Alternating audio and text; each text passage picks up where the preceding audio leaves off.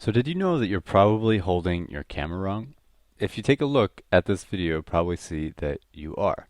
Now we're going to take a look at different ways to hold different types of cameras. We're going to start out with cell phones, and we've got here my cell phone, my old little orange cell phone.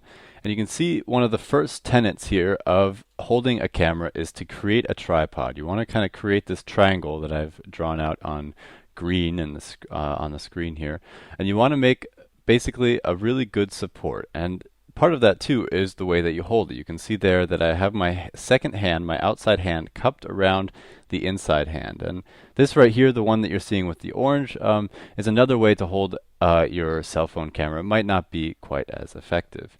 Now, holding your phone or your camera with one hand is definitely a no-go. You can see the yellow arrow kind of indicates how your phone could wobble or shake. You can also try holding your forearm or something like that when you're holding your phone up, but in general, the best way to do it is to just hold it with both hands. Now, the same principles are going to count for point and shoot cameras. Point and shoots are really not that different than cell phone cameras, especially these days. But you can see here the way that I'm holding the camera. This is a landscape photo, and so I'm holding it flat. And I've sort of created, again, the same tripod with my arms. And you can see also with my left hand, I'm kind of creating a base for the camera to sit on, and then I'm using the right hand to control it. Again, the same thing with holding the camera with one hand. If you do that, you're going to get a lot of shake. Some people will try to kind of prevent that by holding it with just their fingers, like right there, and that really is not going to be as secure as holding it with both hands. Now, for taking photos that are not landscapes, so if we're taking a portrait format photo, a lot of people do this. They hold the camera up and they sort of let it hang out of their hand and they push the button.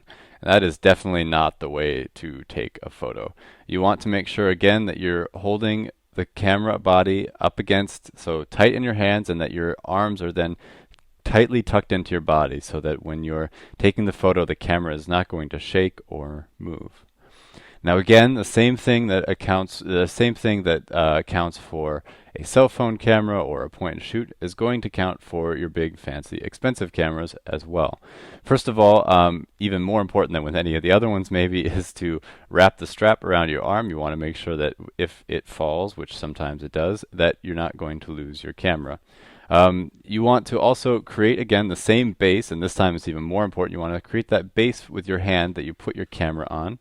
And you want to tuck your shoulders and tuck your elbows into your body. You can see here again the same thing, and you can also see that I had an orange circle on my left elbow. It's because I was holding it wrong. It wasn't right up against my body. Again, same thing. People try to hold their cameras in funny ways when they're taking portrait photos, but the real correct and professional way to do it is to tuck that thing right up against your body with your elbows into your stomach, and with your outside hand sort of cupping your inside hand and doing all of the focusing and zooming on the lens. You can see that that's a very important part of how you hold the camera. Again, a lot of people try to make up for that by keeping one elbow tucked into their body and then one other hanging out there, but that doesn't work. And lastly, you want to make sure that you're breathing. You can see here I'm demonstrating, kind of exaggerating, but you want to breathe in before you take the photo, and as you're taking the shot, you want to be breathing out, and either in the middle or at the end of your breath. All right, so that's how to hold your camera. We're going to have more lessons with a lot of things like this here at allversity.org.